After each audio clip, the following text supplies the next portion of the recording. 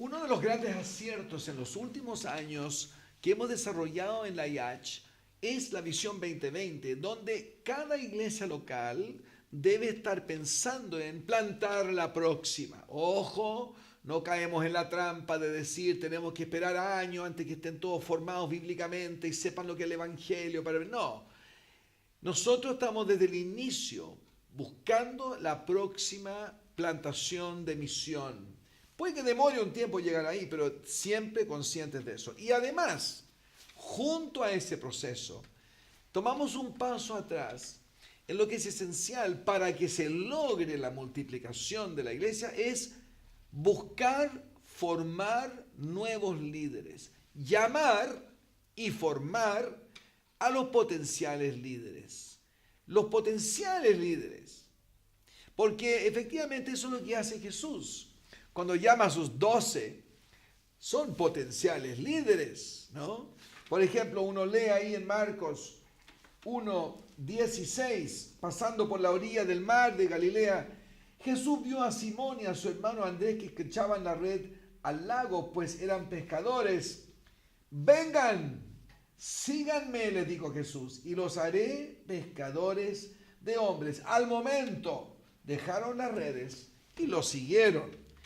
Ese llamado a líderes es algo que a veces no entendemos y menos practicamos. ¿Han visto la frustración en la cara de un pastor que dice, yo necesito 8 voluntarios para que me acompañen en la plantación de una iglesia? Frustración, porque primero gente no responde.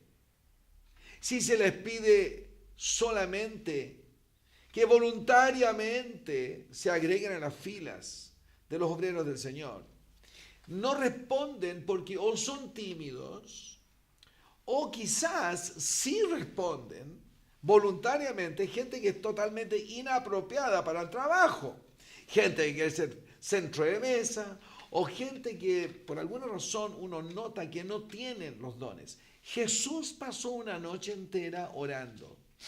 Dios le mostró quiénes eran los que él había de llamar. Normalmente la marca de quiénes son los que llamaremos al ministerio es que son personas que ya muestran algún tipo de fruto en sus vidas y son fieles y leales dentro del marco de la iglesia. Sin embargo, oramos mucho que sea Dios quien llame a la gente y los llamará a través de nosotros, los pastores y líderes, muchas veces. Será así como después de oración, cuando ya tenemos la visión de la iglesia que queremos plantar, pues empezamos a llamar al equipo plantador.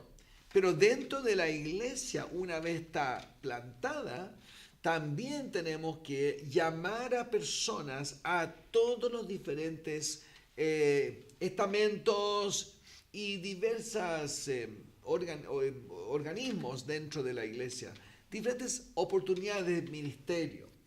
Por ejemplo, cuando estábamos aquí en la iglesia de la Trinidad, al comienzo, ya esta era mi tercera iglesia, yo quise partir ahí como Jesús hizo. Entonces, de un grupo en casa que comenzó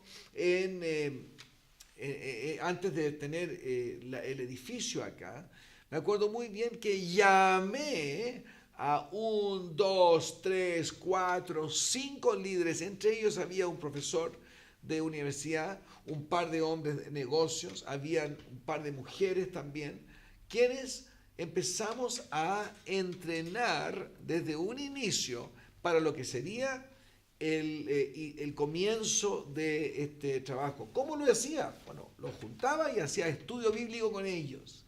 Los llamé y les dije algo así: hermano, hermana, yo creo de Dios que debo preparar un equipo para cuando nos vamos al edificio Trinidad que estamos en este momento levantando.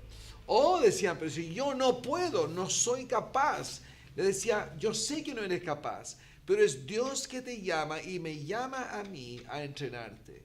Así que te llamo a que nos juntemos regularmente, vamos juntos pensando y va a ver si esto es de Dios que va a fortalecer en tu vida este llamado. Así pasó con los discípulos.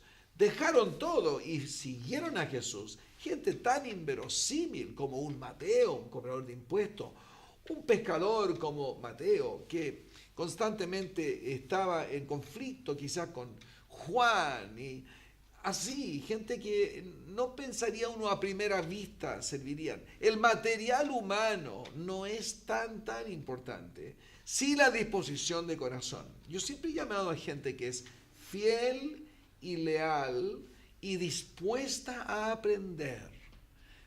Aunque son tímidos, he notado que al llamarlos y entrenarlos y capacitarlos, Dios los usa y ellos se sorprenden cómo empiezan a ser fructíferos para Dios. Nunca me olvidaré a quien llamé un día a acompañarme a una campaña evangelística. Lo llamé, Fernando le dije, tú vas a venir conmigo a la campaña evangelística. Dijo, no, pánico. ¿Por qué no? Le dije, no, porque yo sé como usted lo sube al escenario y hace que den sus testimonios. No, le dije, te prometo que no harás nada más que solo pasarás un vaso de agua. Eso es todo lo que te pido. En medio de mi sermón. ¿Puedes hacer eso? Sí. Nunca pensé que sería algo tan importante lo que iba a suceder. En medio del sermón, esa noche, en la plena campaña, le dije, ¿me puedes pasar un vaso de agua? Y me lo tenía listo, me lo pasó, me lo tomé, se lo devolví. Y lo hizo tan bien que camino a casa le pregunté, ¿cómo te pareció, Fernando, la campaña? Oh, glorioso, lindo, maravilloso. Y te digo algo, dije, tú pasaste tan bien el agua.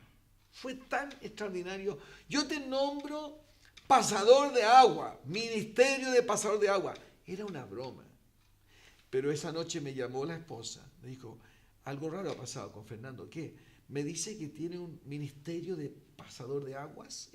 No lo entiendo. Tuve que explicarle riéndome. Pero ahí me di cuenta lo importante que es llamar y animar a gente a un ministerio. ¿Saben que al final de esa semana Fernando empezó a ayudarme a orar por los enfermos y finalmente dio su testimonio en la cancha? Cuando llamas a gente y los acompañas y los entrenas, terminan siendo líderes, de líderes potenciales a líderes que efectivamente aprenden el ministerio ahí en la cancha, junto contigo. Así pasó con los discípulos de Jesús.